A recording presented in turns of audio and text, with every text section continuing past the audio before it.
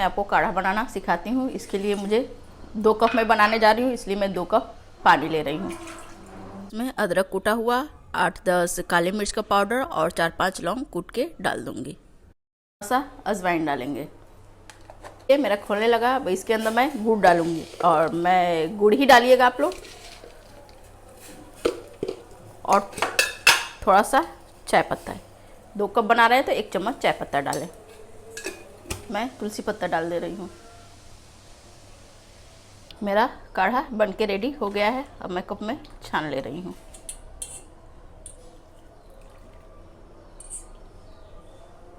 अब इसमें मैं ऊपर से थोड़ा थोड़ा घी डालूँगी। घी डालने से खांसी जुकाम में गला एकदम बिल्कुल साफ़ हो जाता है, कफ निकल जाता है।